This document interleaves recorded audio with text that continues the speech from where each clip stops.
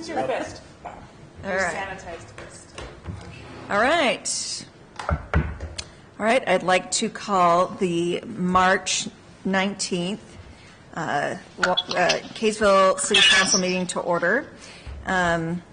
We have on the phones, we have Councilmember Tran and we have Councilmember Adams. So we have a full complement of our council members tonight. First, we are going to have our opening provided by Councilmember Blackham. Our Father in heaven, we are deeply grateful that we have this opportunity as a body, governing body for the city of Kaysville, to come here tonight. We're so grateful that we are able to live in the community we live in and the people we deal with. At this time, we'd like to ask for a special blessing over the people of Kaysville, the families and the people who are here with the COVID-19, that they will be able to go through this and they will be able to go through it with a calm and a special sense of belonging and do the things that they can do to help us get through this and just be a part of the community and don't be afraid to help and ask for special things now and again. I'd also like to really thank and please bless our employees for all the work that they've done and to help please keep their families safe while they're here, making sure that all the things are running, all the water's there, the power, everything's going for the citizens. And please bless this governing body that they can handle the business of the city and can do so in a very respectful and calm manner. And we appreciate all the many blessings that we receive each and every day. And we're indeed grateful to live where we live, and we say these things in the name of Jesus Christ. Amen. Amen. Please rise and we'll pledge allegiance. I pledge allegiance to the flag of the United States of America and to the republic for which it stands, one nation, under God, indivisible, with liberty and justice for all.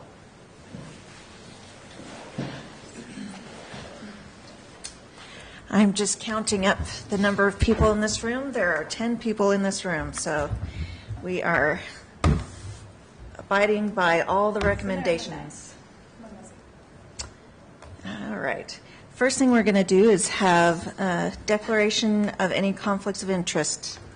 Any conflicts of interest this evening? Nope. All right. Okay, we'll go to our consent items. I'll entertain a motion at this time. I'd like to make a motion that we remove D and E from the consent items, and if we could at this time. Okay. So you'd like to move the consent agenda minus D and E? Yes. Can we have a second? I'll second. Okay. It's been moved by Councilmember Blackham, seconded by Councilmember Lortz. Let's start. Any comments? No. All right. Councilmember Barber. We're voting. Aye. Councilmember Adams. Aye. Councilmember Tran. Aye. Aye. Aye. Okay, motion passes unanimously. Okay, let's go to item D. And Councilmember Blackham, I think you had a question about this. Yeah.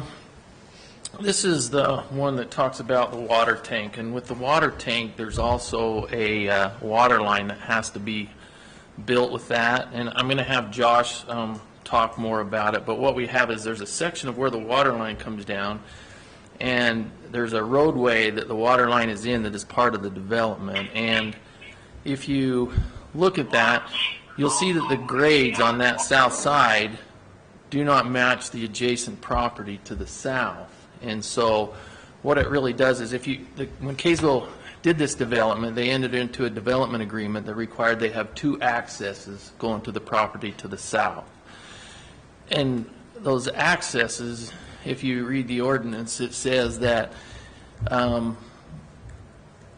the street arrangement shall not cause unnecessary hardship to owners of adjoining property when they plat their own land and seek to provide for convenient access to it. Okay, so at this point, in that one section, so I got to make you picture this. the existing grade is here now, and the finished grade for this piece that's just to the right adjacent to the property owner will be 10 feet plus or minus above. And so all of a sudden, you would just have a road coming over to that south thing that's 10 feet above their property, and in order for them to even match that road would literally take hundreds of loads of dirt, and that's really not reasonable. And so I think we need to look at that. I mean, I definitely am not looking to slow down the construction of the tank, but I think the construction of that road and that area, the grades need to be looked at. But I want Josh to come up and speak more about that. Yeah, so you're correct, Councilmember Blackham. There have been some concerns raised from the adjacent property owners to the development about impact to their property and their future ability to develop that property. We have looked at this and we feel like there is a way to not only award the contract so that the tank contractor can start work next week on obtaining their bid or their bonds and insurance, which is a 2-week-ish process, and we won't have a first meeting in April, so pushing to the second meeting in April, just pushing this farther out. And we feel like there is a way to kind of address the concerns of that adjacent property owner, and essentially what the council action tonight would be is we are awarding a bid that allows staff to go execute a contract with a party or parties, and the language of that contract could be written in a way to help make sure that we're finding a resolution, that we're finding the ability to address concerns from both sides and make sure that it's not just one party over another or vice versa. So that's kind of our feeling. We certainly want to be cognizant and respectful of the concerns of that adjacent property owner, as well as the concerns of the property owner there at the Orchard Ridge development. And there's also a private road there where they're proposing this 10-foot elevation change from there, and there's actually on that, it's the north property of the south property, and there's some irrigation structures where they get their water. And if you actually look at this roadway is right over the top of those, which, you know, they can do some things, but also you can picture 10 feet of dirt next to it. Well, it's not just flat, it's going to be over onto the adjacent property, and there's a ditch there and things. And so there's a few things, and plus there's some other people up above who actually have access on this road. And so there's just some issues, and it's in that one section that is the top cul-de-sac down to, I wished I could, I mean, I have a map that I can show you, but essentially, the property owner to the south has expressed some concerns, and I believe that the remaining concerns boil down to 2 items, which is city ordinance states that when a development goes in,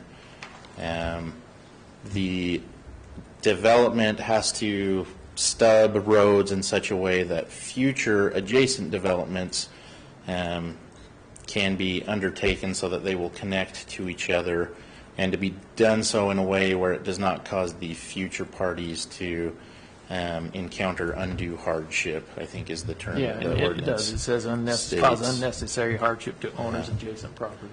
And so that's kind of their first concern is, you know, we want to be able to tie into that development in the future if and when we decide to develop our property.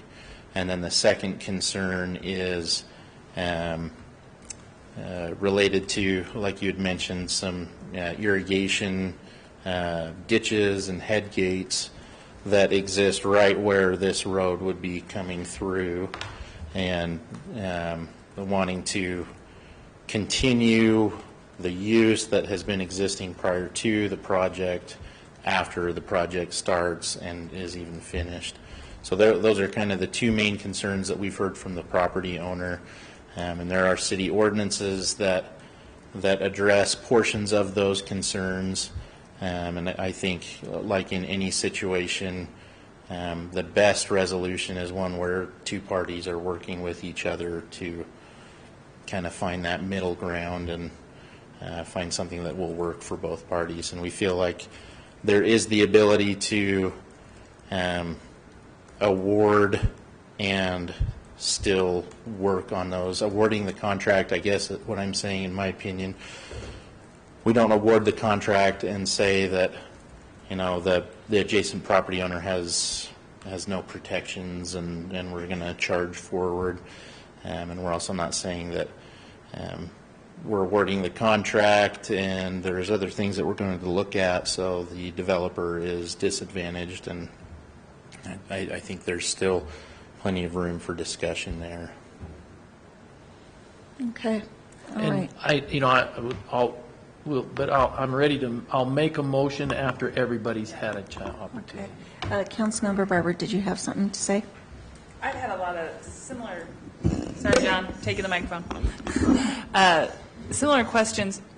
I guess the one question that hasn't been addressed, so this road that has to be put in just so construction has a way to get up to build this water tank, this is the same road that we're proposing that this Orchard Ridge development will be using as well? Yeah, so this road, the reason that it's being talked about so early, even though that phase of their development is, it could be a year or more down the road, and the reason it's being talked about now is that is the means of access to which construction crews would use to get up to the tank site. And then they also have to install the pipelines from the tank down that road alignment. So in the future, that would serve as a permanent road for those homeowners and for the city to access the tank site in the future. My feeling when I first looked at it was just there's too many unknowns. I'm not quite comfortable with this. And so I'm going to need, and I'm excited to hear the other motions, but I'll need how we can frame this in a way that says you can go ahead and execute this contract, but we have to make sure these ordinances are met and these property owners are protected, as well as the city not extending too far beyond where this is really a developer that should be putting in this street as well. We certainly want to enforce the ordinances, and we certainly want parties to work with each other, and we definitely don't want to be stepping outside of our bounds, but we're here looking to serve the interests of two property owners, and I feel that there is the ability to do that. It doesn't mean that it's not without difficulty, but. Okay. Councilmember Adams, do you have anything to say?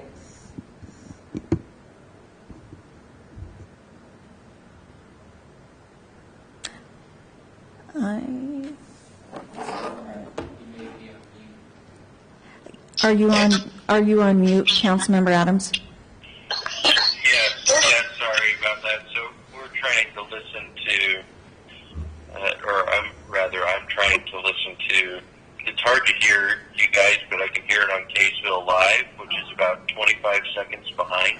Okay, all right. So, sorry, you're going to have to give me just a few seconds Okay. to catch up. But, Okay.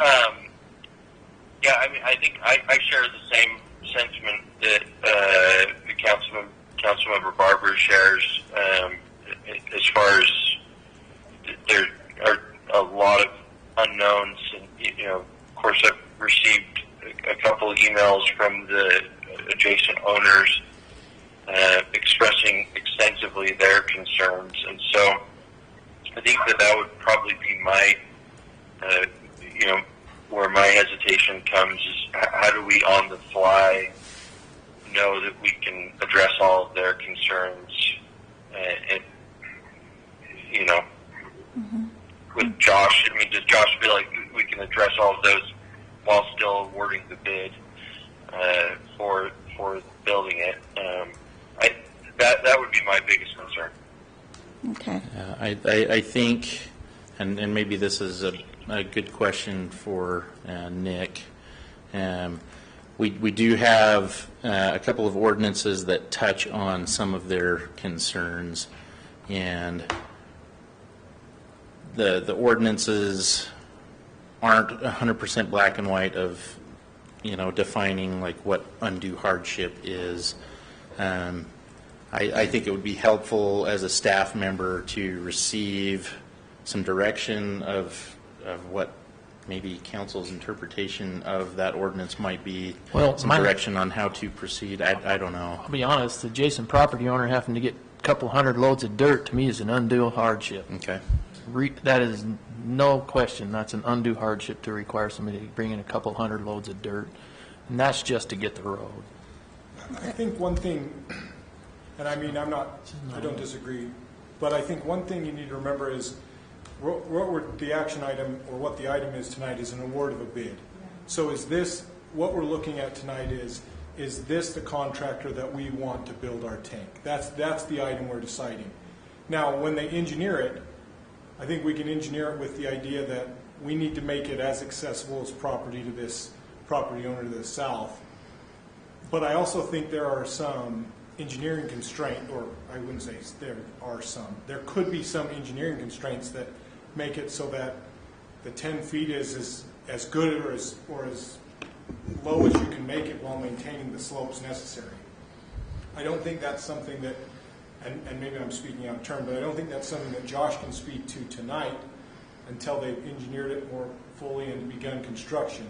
So I think while this is something that the council should certainly be concerned about, absolutely, the action tonight is, are we going to award the bid to this contractor and this engineering group, or are we going to go somewhere else? Well, and so my feeling is, and the only reason I'm saying this is because the engineering's done.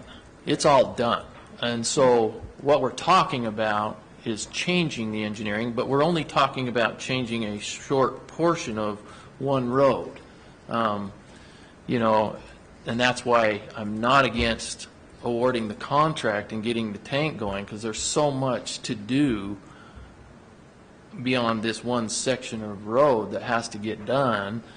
But I definitely, if it was the council's wishes to table this item, that's up to the council, but it just slows the tank down. And like I said, this is a small portion of the actual contract. And I have a question. Go ahead, Councilmember Tran. Thanks. I was just wondering, Council Member Blackham, I appreciate what you just said about starting the process, but is there a way for us to make sure that those things will be addressed and not just sort of, forgotten? And I'm sorry, you guys, I really can't hear very well either. I'm having the same problem that Councilmember Adams is having. So talk louder. I think you can hear it in the phone, and they can hear it. But yes, there is. In a motion, Right here. Hold it close to you. Councilmember Tran, in a motion, we can actually motion to award the contract with the stipulation that the irrigation items and the grade items be addressed before construction of those items. And can I ask one question on that right now? okay, that's good. I appreciate that. Thank you. And I can hear you really well. Thank you.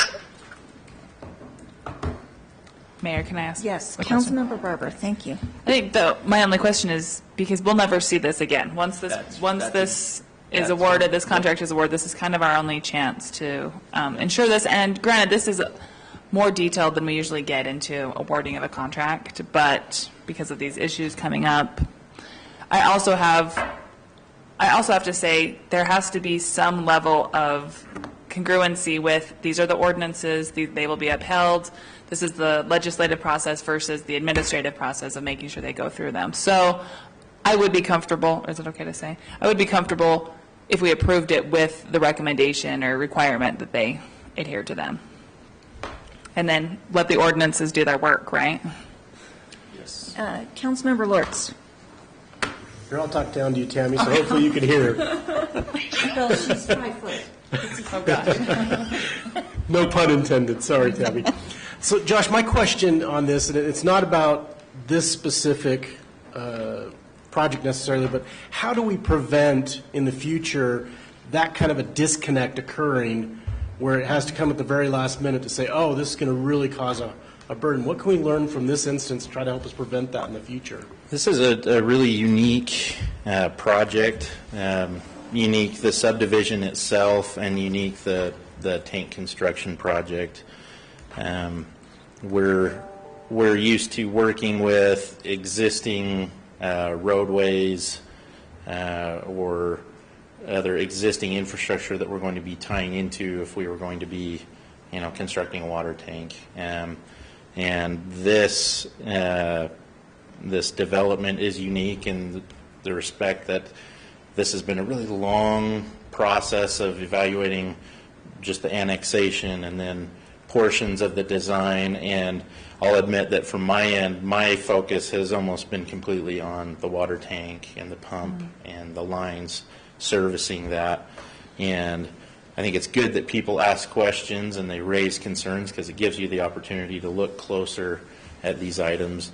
I think it sounds like a bit of a cop-out, but I feel like the process works fairly well. But there's some unique things about this development that have just made it a really challenging review process. I think there's been hundreds of staff hours spent reviewing and analyzing, and there's so many nuances about the development that have made it very challenging, and we're always glad to take on a challenge. But there definitely is the potential that you miss something, or not thinking far enough down the road about the future and what those impacts could be. You've kind of got your blinders on. So maybe that's one thing is trying to take our eyes off of our feet a little bit and looking farther down the road towards the future and the impacts, not only to neighbors but the development itself and the city as a whole. Yeah, I meant it as no criticism to staff not paying attention, so I appreciate that. Thank you. Absolutely. All right. Sorry, Councilmember Adams. Oh, thank you so much. So, I guess the one thing that I would echo that Councilmember Barber said in regards to us not seeing this again, this sort of seems like that's our job or our duty as council members to represent the people, and there are some citizens of a family that are concerned about how this is going to move forward. So my question would be, how can we award the bid and also give direction to staff that will bring some will show that we're representing the people that are concerned, and so that they feel good about how things move forward, because we won't be able to represent them in the future after we approve this. And so that would be my question, I guess. Is there some direction that we can give, whether it be that they have to visit with these neighbors and that they have to feel comfortable with the way things are going? Is that giving them too much power in that, or is there a way that we can make it so that they feel like their voices are heard, or at least they're included in the engineering, the way it's done, so that they don't end up with the 10-foot wall? I think, Shane, do you want to address that? And to Councilmember Adams' point, and then also to echo what Councilmember Barber said about just the role of the council and the role of the staff. This has been a project that has been in the works for more than 2 years. There's a history here between the developer and the property owner adjacent to the developer that is something that we don't have the time and the effort to explain tonight. That's tremendous and varied, and Josh is being very kind and respectful here tonight. But there's a lot to this, and I think to answer Councilmember Adams' question, I think you've done that tonight. I think you've expressed what your concerns are. You've reflected what the comments that you've received from the public are. And I think that once you reflect those, I think that your staff then has the opportunity to take those and say, okay, how do I take these concerns and use our ordinances and our code to properly manage this development? Because not only is you've received comments, but there's comments that out there that you haven't received. So we have to weigh both sides of those issues. And I know that Josh spent some time today with a family member of those that commented to you, and I think he mentioned that was very productive. So again, this is Councilmember Barber hit on the head. This is where does the legislation stop and the administration start? It's a very tricky thing to understand, and you want to represent the people, and I want to be very respectful of that too. But we have a Public Works Director here that is 100% capable of taking the comments that you've made tonight and incorporating them in this development in the future. And that's my opinion, and I don't know if you disagree with that. I doubt you do, but I just wanted you to hear that. Okay. Last question. Yes, Councilmember Barber. I don't see in the summary for the engineering total the cost to actually put in this road. Is that included in the cost of the water tank itself? It is. So the award of bid is, or the bid itself is split into three kind of categories. There's the tank construction, there's the pump house construction, and then there's the transmission line portion. And I believe there's a line item, I don't have my sheet in front of me, but there's a line item for access road within there that covers that work to be done. And that'll cover all of it? The city won't have to come in and cover Correct. any more of the road itself? Okay. I'll keep looking. Okay, I think Councilmember Blackham has a motion ready to go. I believe I do. All right, let's hear it. I would like to make a motion to approve consent item D with the stipulation that the irrigation issues, the irrigation structures, and the elevation shall be at the grade of the adjacent property to the best of their ability. All right. Can I have a second? I'll second. Seconded, it's moved by Councilmember Blackham, seconded by Councilmember Tran. Any comments right now? No. Great. Let's go to a vote. Councilmember Adams. Aye. Councilmember Tran. Aye. Aye. Aye. Aye. Motion is unanimous. All right. Let's go to item E, and I believe Councilmember Lortz wanted to speak to that. So Josh, on item E, which is the award of the asphalt seal coat bid, there was some claim that it's a sole, really it becomes a sole award since the specifications we're requiring will be only one vendor could do it. Mm-hmm. And I'd just like to understand the process you went through that we're not getting into a situation where we don't have the opportunity to really have competitive bidding. Yeah, so I started with the city 3 years ago, and shortly after starting here, we started very soon after doing test sections of different asphalt preservation products. And we did a small patch at the City Hall parking lot. They're right next to the dumpster. There's a black parking spot, and that was our first test section. And then on Desert Drive, Burton Lane, 500 East, and I'm blank. 50 West. There were a few other roads. Anyway, we tried out different products on all of these roads.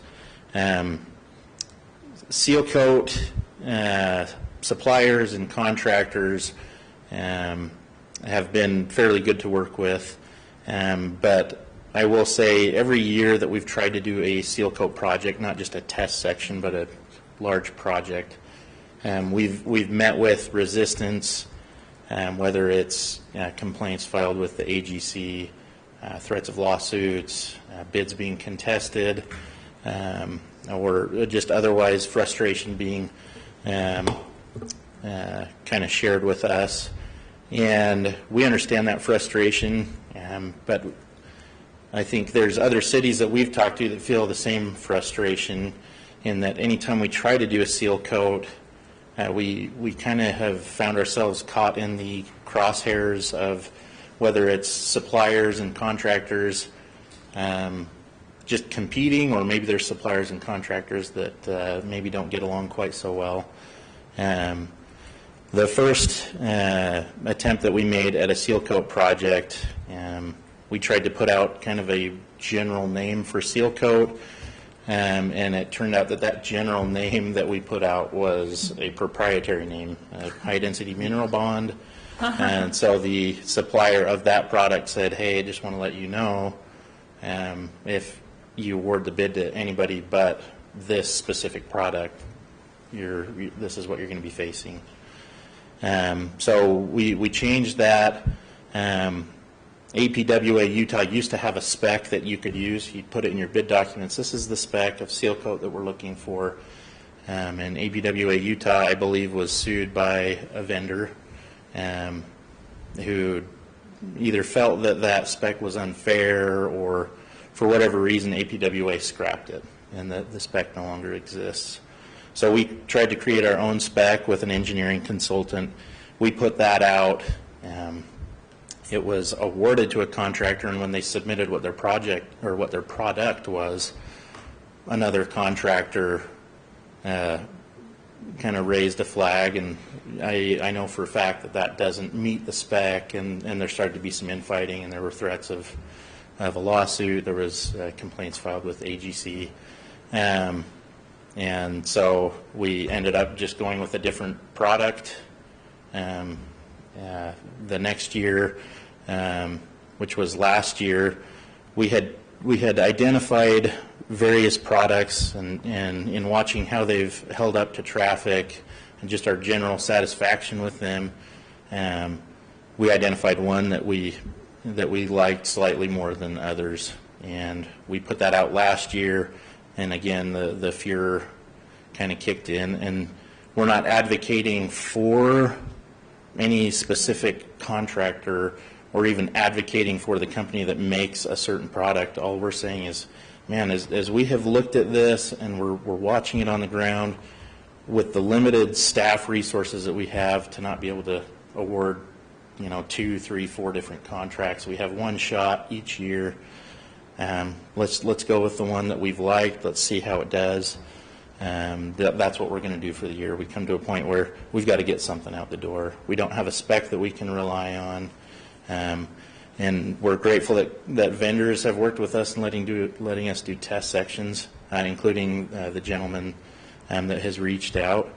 But we have reached a point where we've said we have to do something, and it's kind of a catch-22. Whatever we do, we're going to draw the ire of some entity, and that's not something that we're trying to do. This year came around, and we knew that this was going to happen again, but we just said, look, we've got to do something.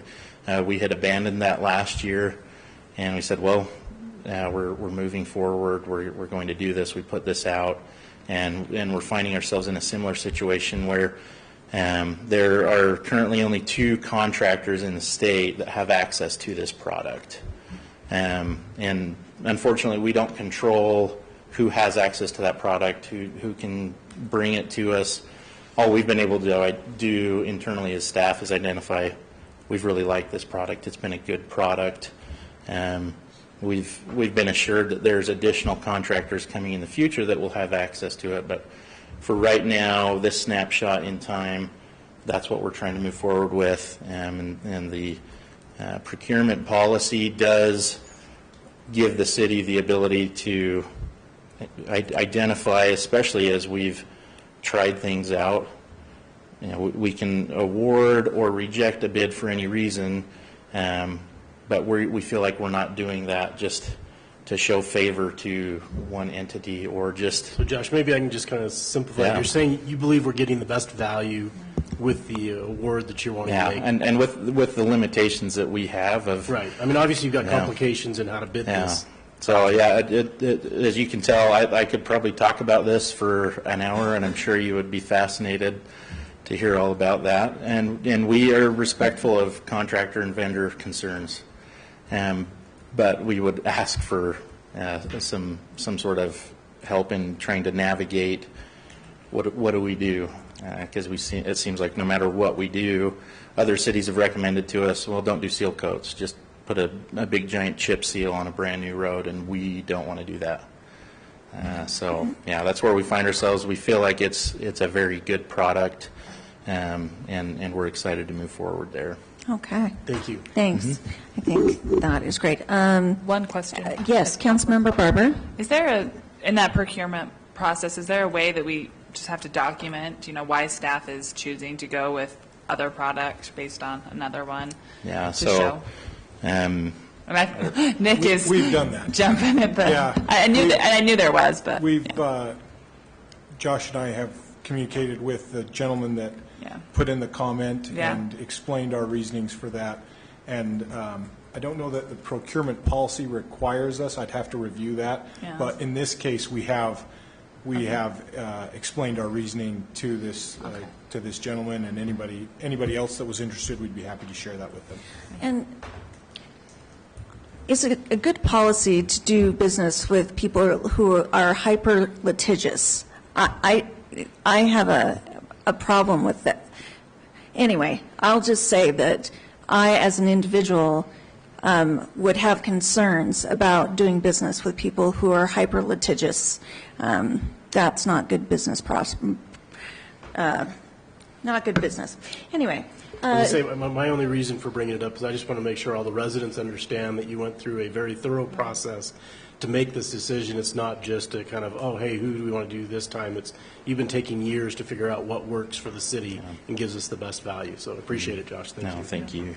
Okay, so we need a motion. I will move that we approve consent item E.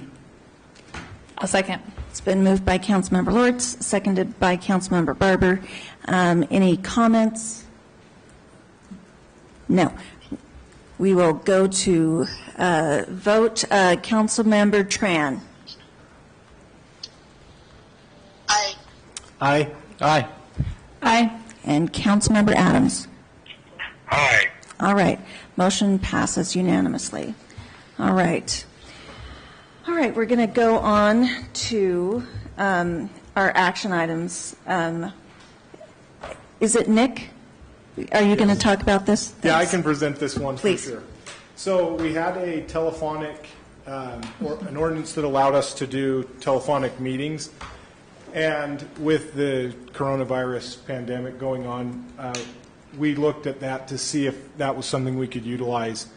And we have an amendment to that ordinance that we think will make it a little bit more robust and a little bit more useful. The old ordinance required 3 people to be present here, and that's allowed by the code. You can require that, but it's not something that a quorum doesn't have to be present. Our old ordinance required telephonic conferences, and we've changed that to kind of allow for any kind of electronic communication. And then we've also expanded it so that this could apply to the Planning Commission, the Power Commission, and other. Speak closer into the Thank you. mic. Sorry. Yeah, And thank you. other public bodies, so that other public bodies can take advantage of this, depending on how long this current situation lasts. And also, it's just good to have around holidays and stuff. Sometimes it's hard to get a quorum together, but often people that are serving on public bodies are more than happy to participate. So that's kind of the impetus for it. We're happy to take any questions that you have. All right, thank you. All right, at this time, we would usually do call to the public.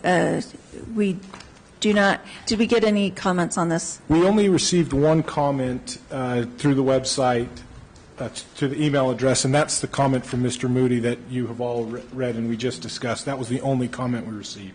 Okay, thank you. All right, so going to questions from council. Questions from council on this ordinance. Councilmember Barber, did you have something? It's not a question, but a comment. Let's wait on that. Okay. Any questions? Councilmember Adams, do you have any questions at this time? Yeah, I just, and maybe Nick already addressed this. I was having a hard time hearing him, but the idea that this is just in place for times of emergency, was that mentioned? So it is here mostly for extreme circumstances, but we could use it over holidays or things of that nature. Obviously, this isn't going to be regular order of business, right? It'd be times when we'd have a hard time getting a quorum physically together. Yeah, subsections. I guess my only question is, how do we address, that becoming the norm? I mean, you like to see people in person, as people hope that they'll be there representing them in person. So that would be my only question, is if there's a way that we just can help people understand that the only reason we're doing this, at least at this time, is Right. for the emergency. Right. Yeah. And I think subsection 6 addresses that. It says that participation, and I should change this, when we move this, I just ask that you move that any reference to telephone be electronic communication, but it says it should only be done in times of difficulty, burdensome, or onerous for members of the public body to get together. I have a question. Councilmember Tran.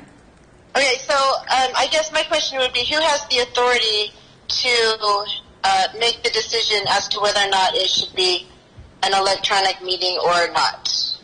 I believe did we specify the mayor in that?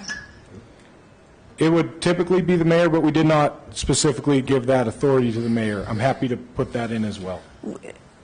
So it is not specified, Councilmember Okay. Tran. I think is it too late to add? I mean, can we add that? Yeah, absolutely. Yes, we can. So that someone has the authority? Okay, just so we know whose call it is to make these decisions. Okay.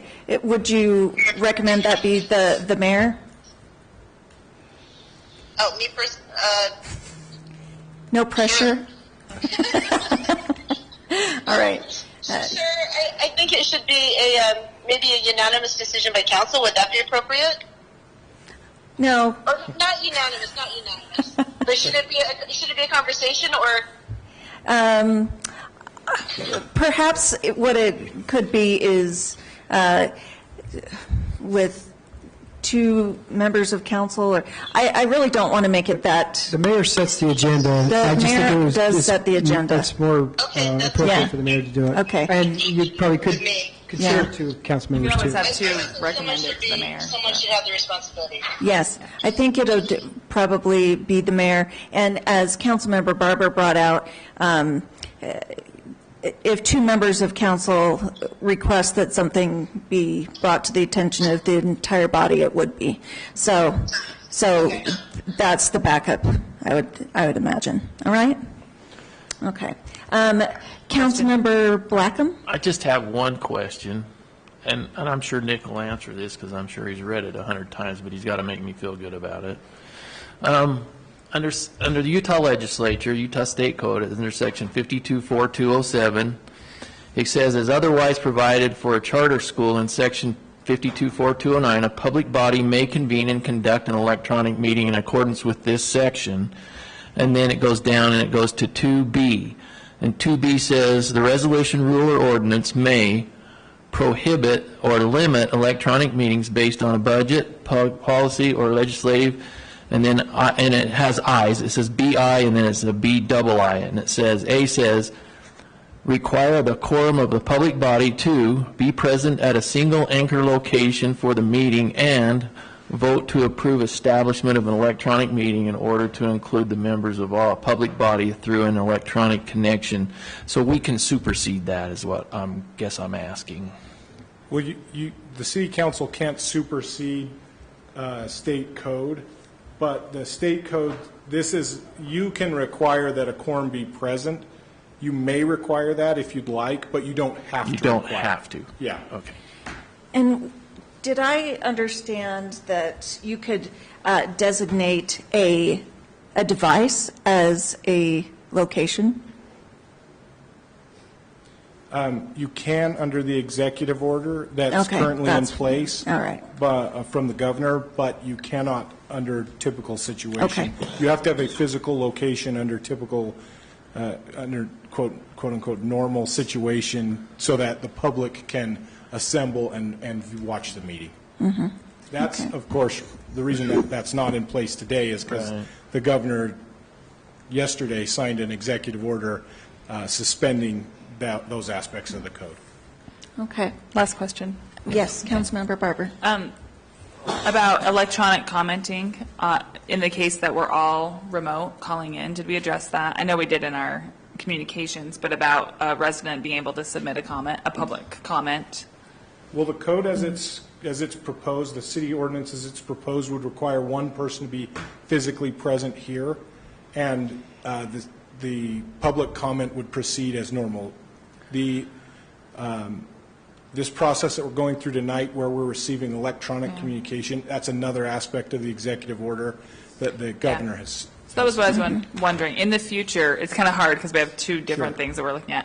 In the future, COVID-19 aside, when we implement this, residents will come to the specified location with at least one member present, and that's how they'll submit their public comment. I have a question about that. So we do have technology whereby we could have people from their homes make comments. Like if you have a WebEx or some electronic format that way, you have a webinar situation where the council are the ones who present, as it were, and then you can have any number of individuals electronically present. And then they could be called upon by the chair to speak for 3 minutes.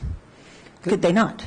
They could. And there's nothing in, as far as I understand, in state code that requires us to have any public comment at our Kaysville, at our city council meetings. We choose to do that because we want to respect the residents. But Mayor, to your point, there is the technology we're looking at implementing at our next meeting could have, I think, up to like 10,000 participants. 10,000. They wouldn't be participating like you would, but they could watch, and then if you were allowed comment, they could comment as well. Okay. So something that I've been thinking about today is how we are pathfinders at this time, and charting out a new course to recognize the importance of community and community comment, but finding new ways to accomplish the same task. So this is kind of an exciting time. Okay, so any other questions?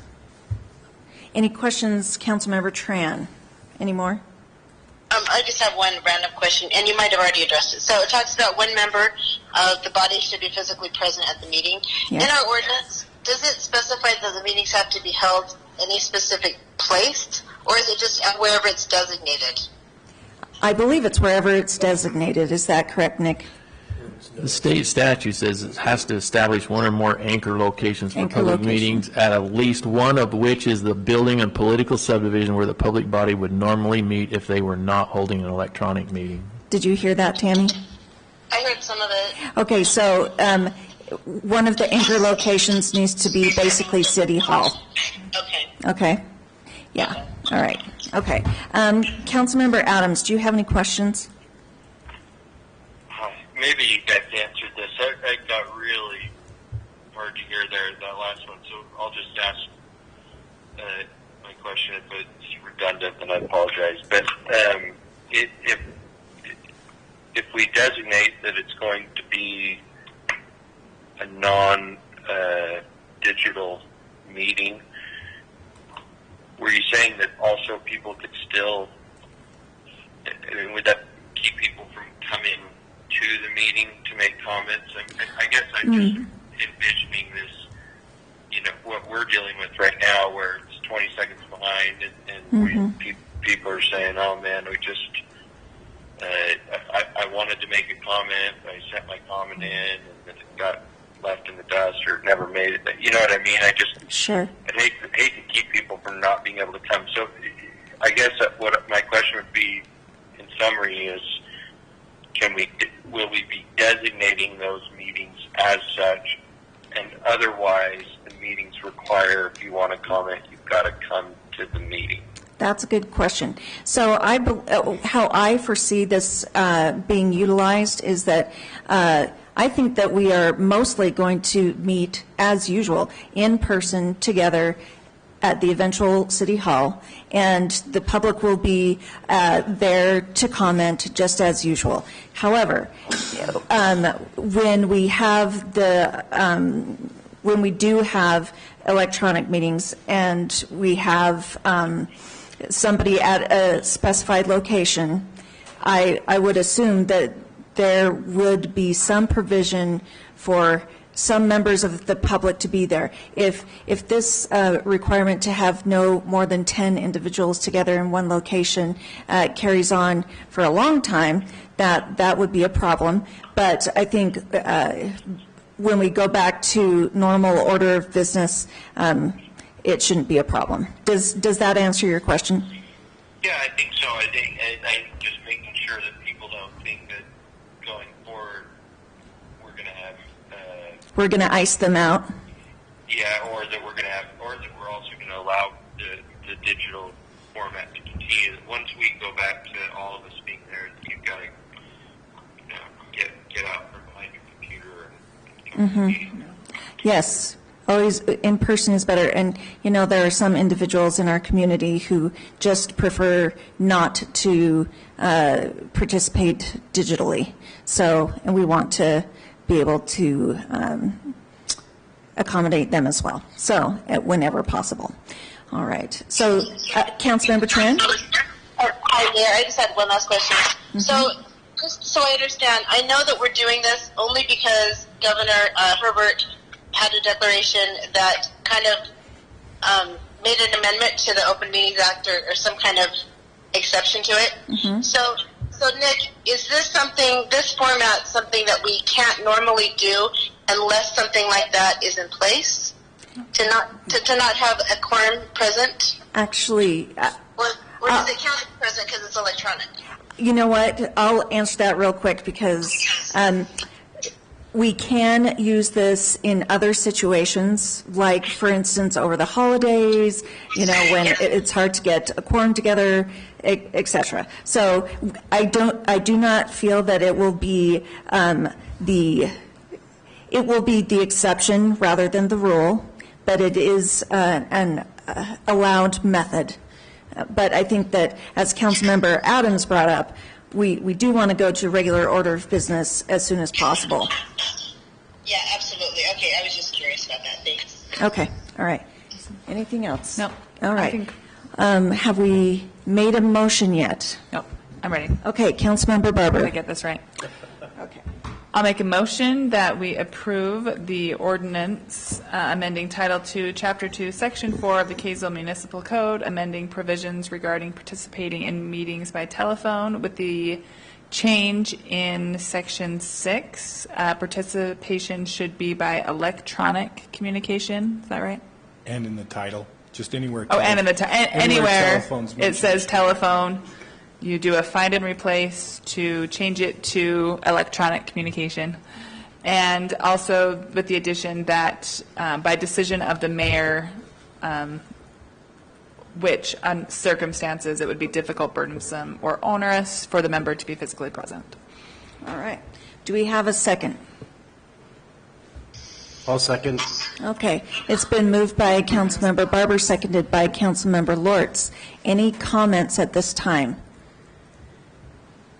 Nope. No comments. Okay. Let's go to a vote. I believe it's Councilmember Lortz. Aye. Aye. Aye. Councilmember Adams. Aye. And Councilmember Tran. Aye. Okay. Motion passes unanimously. All right. We are moving on to our work items.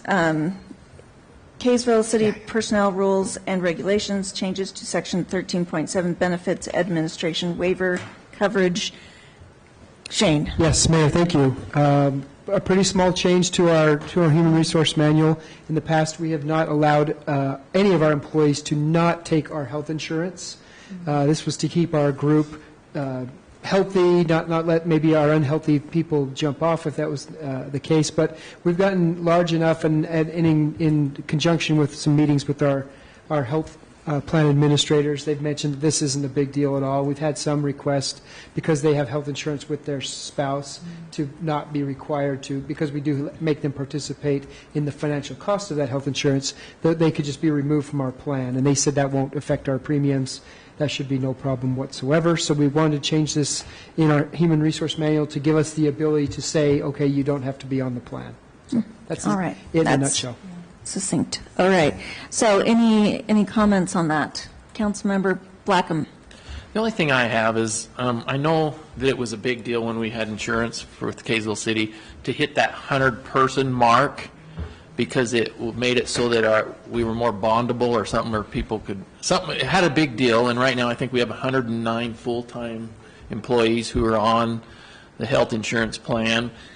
And the only thing because there's a certain amount that we give to them in their compensation plan, I don't want it to make it so that anybody can go out shopping for their own insurance, and then are they expecting us to pay that? Or, I mean, because I thought it was supposed to say something that they wouldn't be, I mean, we're not going to pay them. It does, it says that. Where does it say that? I just Recommend that no additional financial allowance In be the, provided for an employee that elects to waive coverage.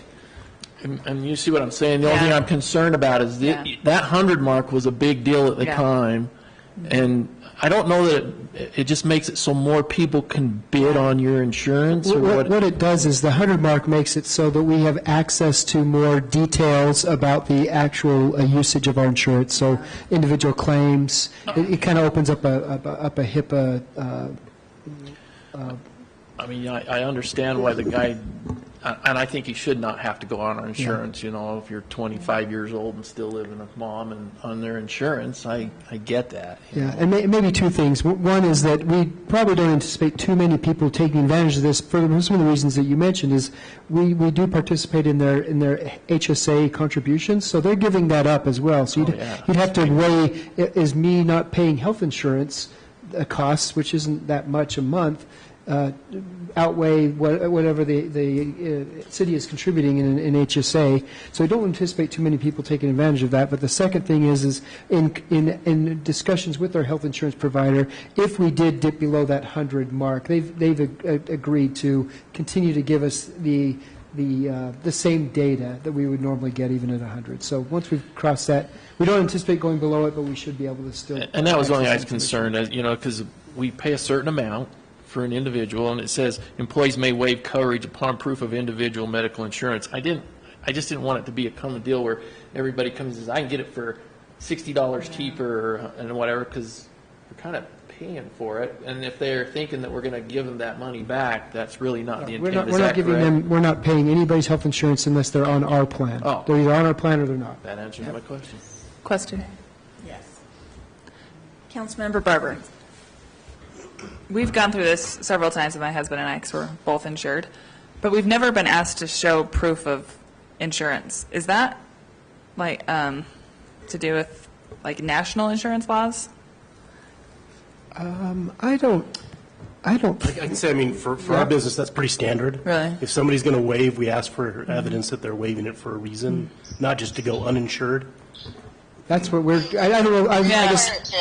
Yeah, that's why we would do it. I don't know that we are mandated to or not mandated to, but it's yes. a good idea because you want to make sure they're insured. I was just wondering. Okay. Any other comments, questions? Councilmember Adams, anything? No, I think that they've addressed it perfectly. Okay, great. Councilmember Tran, anything? No, great questions, guys. Thanks. Okay. All right. Councilmember Lortz? No. All right. Basic direction to bring it back as an action item? Okay. Do you want a formal motion? Motions are always nice because it gives a nice conclusion to the item, but it's not I'll necessary. move that we take the ordinance amending the provisions of, the Kaysville City Personnel Rules and Regulations, changes to Section 3.17 Benefits Administration Waiver of Coverage, to an action item in the next meeting. Okay, it's been moved by Councilmember Lord, seconded by Councilmember Tran. Councilmember Blackham. Aye. Aye. Councilmember Adams. Tran. Councilmember Tran. Oh, aye. Aye. Okay, motion passes unanimously. Okay, Weber Basin Water Conservancy District sales contract with Kaysville City for purchase of treated district water for municipal use. And Josh is back with us again. Super exciting title, got you all jazzed up. Oh, So yeah. exciting. We all care about water. Oh, Yeah, yes. for sure. Clean, safe water. Thank you. So there are other means of getting hydrated outside of bottled water, and we're pretty Diet excited Coke. to talk about that, including Diet Coke. That is true.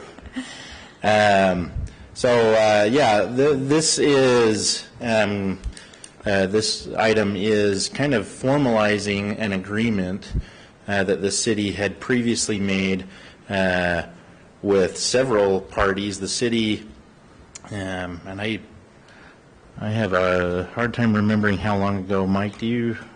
2013? It was about 2000. I think there were two payments made. One was like 2012, 2013, something like that. So the city acquired some water rights and entered into an agreement with Weber Basin Water Conservancy District to take those water rights, which were water rights for untreated irrigation water, and to convert those rights to use towards treated culinary water.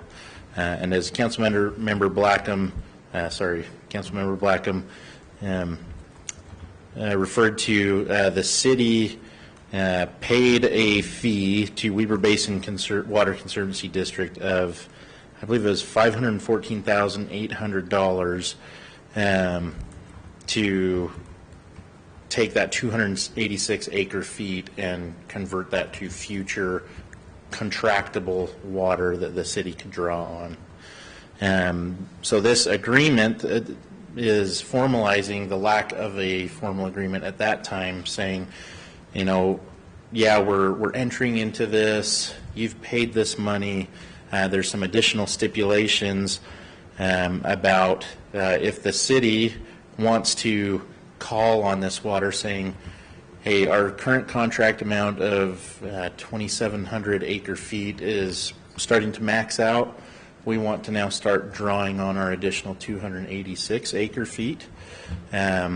We notify Weber Basin, and Weber Basin starts to send that additional water to us via the transmission system. To do so, though, there are fees that we need to pay on a yearly basis for that water, and that is lined out in the agreement on page 2, totaling $247 per year per acre foot of whatever we decide to use. So if we say, Weber Basin, we want all 286 acre feet this next year, then Weber Basin will assess $247 on all 286 acre feet. If we say we just want one additional acre foot, then they'll charge $247 just for that 1 acre foot. With one exception, there is these water rights that the city came into ownership of in 2012 or 13 is through the Davis and Weber Canal Company, and we are taking those water rights and basically giving Weber Basin that water that they can then treat. So we do have to pay a yearly assessment on those shares, whether we use the water or not, and that's $41.67 per acre foot. This agreement formalizes what is paid to use that water and breaks down how that number is arrived at, what has been paid previously by the city, And yeah, there is some information in here that helps us to understand what water above and beyond this 286 acre feet looks like in the future. And water is expensive. It is. Not just purchasing the right to the water, but then paying the fees to Weber Basin on top of that. I think when we spoke with Weber Basin, I think they said it was, instead of 247 like we have on this amount, it's $650 per acre foot. And It's a lot of money. Yeah, it's quite expensive, and that's not just because costs are going up at treatment plants. It's just that you have supply and demand, and water is a finite resource. And we live in a desert. We do live in a desert, indeed. So, sorry. Got to wrap it up here. That's Councilmember Lord's here. that's the kind of summary of the document that you see before you, the sales contract with Weber Basin, Kaysville City. Okay. So, sounds, yes. Yes. Did Councilmember Lords go get a glass of water because all of the talk about water? Yes, that's was why. making him thirsty? Like, so what thirsty. happened there? Made me thirsty. Yeah, totally thirsty. All right. All right. Any concerns or questions about this? Councilmember Blackham? Boy, this fits right up my alley for Okay. why I am so adamant about pressure irrigation throughout the city. Because as you look at this, to actually purchase these cost us $1,800 per acre foot. Luckily, the city had enough foresight to see that they were going to need that in the future, and we're going to need more in the future. And so when Josh says, when we buy water, when we call upon that extra water, we're literally paying around $650 per acre foot when we buy it, and we're paying for treated water, and then for not treated water, it's only about 280, isn't it something around 250, 280, something like that for just irrigation water. So you can see the expense difference to the city to put treated water on your lawns. And then in the future, when we need more than this additional acre feet, when we have to buy more, it's going to be way more than $1,800 an acre foot. And so this is exactly why I am so adamant about pressure irrigation and why it's such an important thing, because water is so expensive. That, and because all the rest of us paid into. Yes, there was a huge bond that this city went into early on. I mean, there was literally, at the time, there was maybe 12,000 residents, so you'd say maybe, 2,000 homes at the time, really, because of the kids and everything. They entered into an agreement to about a $20 million bond to put pressure irrigation in this city, and so that they would make sure that in the future they had enough water for drinking and enough water to water the lawns, and we weren't paying that extra amount to put that water on our lawns. So it was really a good thing the city did. It was awesome. And so that's why Don't disregard it. when I'm so adamant about pressure irrigation on developments above 89 and things like that. I mean, every little bit helps, because it's not going to get any cheaper. Well, Okay. documenting it too, to make sure we got our rights. Exactly. Yeah, exactly. Having the foresight, when you were talking about looking up further down the road, that's exactly what this is doing, is helping us look down the road and secure our water for years to come. So it seems like the prudent thing to do. Councilmember Barber, anything? No, nothing. Okay. Councilmember Adams, anything? Nope. Councilmember Tran? Nope, I'm good. All right. I would entertain a motion to move this to an action item. I'll make a motion that we move this water purchase to an action item. And Second it. All right, there we go. All right, we have a motion by Councilmember Barber, seconded by Councilmember Blackham and Adams. Let's go to a vote. If there's no comments, any comments before we go to a vote? Good. All right, so Councilmember Barber? Aye. Councilmember Adams? Okay. Councilmember Tran? I appreciate that. I really do. And Councilmember Blackham? Okay, motion is unanimous. All right. Awesome. Okay, we're going to skip I that. lost myself laughing at John. All right, council member reports. Do any council members have something to report at this time? Councilmember Lords. I just want to say, with the events of this week, kudos to the power department. When you saw the outages they had down in Salt Lake County, and there versus Kaysville, we had like no interruptions, and they were Johnny on the spot to make sure everything was working properly in Kaysville. Just great kudos to our power department. All right. Well, normally I would do the public works stuff and that, but since Josh is here, just stand up for a second and tell him all the contracts that we have and the work we have coming up. We've got a lot of things coming. And like I told him, I sent him a little email the other day. I said, it's finally nice to just get the paperwork portion gone and actually get to go to work. Yeah.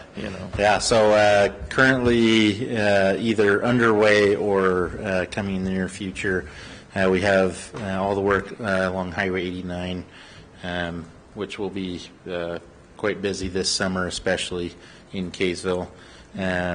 West Davis Corridor is hoping this coming fall to be close to starting work on their project, so we're working closely with them. The Connector Road, we finally had another meeting on that project today, talking about some possible design changes and considerations. So, but actual kind of impending projects, Sunset Drive, I think I've mentioned before, we've had some significant design challenges with that project, and I feel like we've finally resolved those with the help of engineering consultants. The chip seal contract for this summer, the seal coat contract for this summer, and I know I'm missing something, but... Okay, you're missing this part of it, and this is the part I want to really hit on.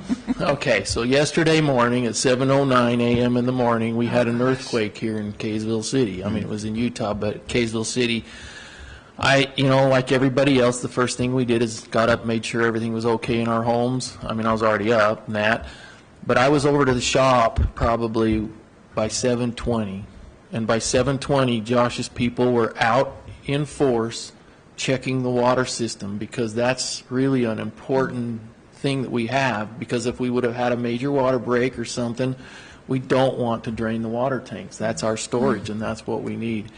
And it was just awesome to see how they had already got everybody out, how they were driving the streets, looking at the tanks. They were looking at all the water lines. We have a lot of concrete asbestos pipe in the ground, and it doesn't take much of a shift to break it. And so it was just really neat to see everybody out. I don't want to speak on the power company because that's Andre's, but I was there talking to Gary, and their people were out, and I want to give the department heads kudos. That's okay, but it's the people working out there. It's the soldiers. It's the boots on the ground. They were out there making sure that we were taken care of. We were safe. We didn't have any major issues, and had we have, they would have been right on them. And I just want to thank the Public Works Department. If I can make a comment, I know this might not be the time, but I can't echo that enough. As a staff member, but also as a resident, I was really impressed and grateful yesterday to see people away from their families at home, not having the ability to survey how things are going on at home, that were checking on the people of this city, and anything good that happens in this town at some point is tracing its way back to staff members on ground level, whether that's in an office or out in the field. And we're very fortunate. So, Absolutely. Thank you. All right, Councilmember Barber, anything? We had our Fiber Citizens panel, first meeting. It was fantastic. Thank you to the, it was a really diverse group of residents, different perspectives and experience. And we're putting together our next meetings that we're going to be meeting virtually from now on and inviting some residents. So looking forward to that. What was that? Oh, yes, thank you. And we actually did submit the RFP for the fiber project just a couple days ago. So that's exciting. It's available on the website for anyone who wants to go check it out. And thank you to Councilmember Lortz for all the help putting that together, and also city staff. So thanks, everybody. Councilmember Tran, anything? No, everyone's working hard. I just appreciate it. I've been so amazed at the things that I've seen and the way people have come together. And I appreciate it, and I'm grateful to live in Kaysville. This is such a great place. And I will say I do appreciate the leadership as well from you, as well as our city managers and directors and council, because I think that everyone's felt safe and taken care of during this tragedy. Yeah. Pandemic. Councilmember Adams, anything? Let's see. The one thing I will report, I am honored to be on the group meet for the Kaysville Youth Council, and it's fun to see. I'll just comment this: that it's fun to see the youth, this youth council, as they talk about all the things that are going on, and I'm just so impressed with them. And so more kudos to them. They're working to put things together that to me are way above their station. I mean, these guys are like adults, sometimes more than me. So kudos to them, and keep at it, you guys. Yeah. Punching above their weight. That's what they are. Okay, I think one of the things that, there are two things that I need to bring up. First of all, we are in unprecedented times, and as I believe that this is a watershed moment in not only our nation but in the world, similar to 9/11. I think that going forward things are going to change, and I'm excited because it gives us the opportunity to change things up and make things better. And so it's such an honor to serve here in Kaysville and to work with people who are forward-looking and trying to find new ways to connect individuals and respect our laws and the spirit of Kaysville. That being said, it's not always fun, and we want to recognize the sacrifices that are being made at this time. We especially want to give a shout out to all our small businesses that are looking down kind of a dismal couple of months. We want to do whatever we can to help support our small businesses. Most of our eateries, you can still do a grab and go, takeout. Please consider helping in that regard. We want to continue to support our small businesses. We don't have that many. We've got to take care of them. So we will be supporting them here in Kaysville. The other thing that we need to talk about as part of this, Shane and I were talking with Dean about budget. Do you want to take that over? Sure.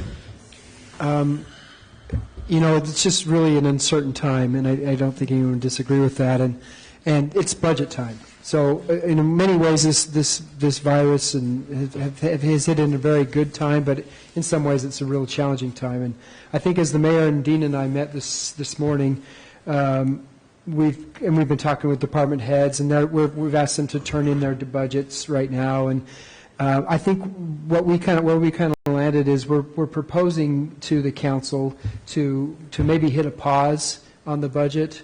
I think that we're just so uncertain about sales tax mostly, revenues.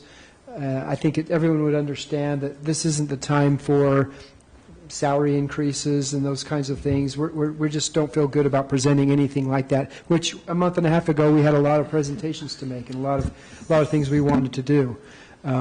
So we have a budget retreat planned for April 10th. If you still would like to meet on that day, that's fine. We probably are wondering if that's necessary at this point. There are a couple of things we're going to need to tweak with animal control invoice may be different, and health insurance, we got a small premium increase that we can absorb. But I think what we're proposing is to maybe more or less accept the same budget we had for FY20 and FY21, and then maybe in the end of this calendar year, maybe we could take a look at that, and maybe we might have a better idea of what kind of a recession we might be experiencing, what our sales tax numbers look like, housing, is there still an affordability problem at that point? We just really don't know what's going to happen here. So if you disagree with that, I don't know if we can have a debate right now, but yeah. I just wanted to maybe present that idea that the mayor and Dean and I were talking about, and if you had any ideas, if you want to talk about that now or later, that's all fine, right. Or something to think about. Yeah, and from my perspective, I don't think that we are going to have the information that we need on April 10th. We want to, so carrying forward the current budget, at least until December, until we can have a real good estimate of what the true impact is going to be. I think that would be the wise thing to do. But open to meeting as necessary. We wouldn't be able to meet in Salt Lake or Utah counties because it's now illegal to meet with over 10 people there. They just passed that. But also, just so you know, we would need to do the same. We'd still need to pass the tentative budget in May and the final budget in June. If we did that, we still obviously have things we need to do. And there would be some discussions around those items. But sitting in a room all day, talking about the needs we have, it just doesn't seem like we need to do that anymore. But do you know, one of the things we could do, instead of having a special budget retreat, perhaps we could just add a budget item to our work items going forward and just incorporate it into our meetings. And then it's open to the public and people can see what we're discussing. Would that be accessible? Yeah. Acceptable? Okay. I want to think about it, but I think, let's think about it. And yeah, I don't want to make a decision one way or another tonight by any means, because I don't want to hurt the employees at all. I just don't want to. I mean, I want those 3 firefighters so bad, you know, because I don't feel like those guys are safe, and that really bothers me, you know. But on the other hand, I do not want to hurt our employees because we ask so much of them, and they kind of expect and plan on some type of I realize we have to be fair and we have to be smart with our money because that's what we do, and there's a lot of things I can not have, you know. There's a lot of things that I can go without or whatever, but when you look at the employees and what we ask of them and then make them go a complete full year without getting any type of compensation, now I would be willing to say maybe we need to wait for a month, maybe we need to wait for 2 months, but I'm not willing to just say, oh, we're just going to do what we did last year and we'll see it next year. You know, I'm not willing to do that because I just think we ask so much of these guys, and we know Kaysville City runs lean, and we know we ask them to do a lot. And I don't want to just blanketly say that we're going to not do that, because if there's any possible way that we can keep our employees getting their cost of living raises and doing those things, I think we have an obligation to do that. But obviously this is something we're going to discuss in the future, and it's going to come up, and it's a hot item, so I'm not ready to just put it on the back burner. Yeah. Okay. And all I right. think Councilmember Barber. I mean, we need to decide, we'll be talking about, you know, that truth in taxation. What is that? I don't think we're doing truth in taxation this year. Yeah. I mean, that's just the discussion that I think we need to have. Yeah. Just get everybody on the same page. You know, let's just put a pin in it, but we're introducing the concept right now. So if there's anything that I think there's more Yeah, there's Yeah. definitely other things that will go into this. So those were the two items that I wanted to bring up. And then, city manager, any? That was it. Okay, all right. I would entertain a motion to adjourn. So move. Second. Okay, all in favor? Aye. Aye. Aye, all right, thank you. Thanks, John. Thanks, Tammy. Thanks, John and Tammy. Stay safe. I should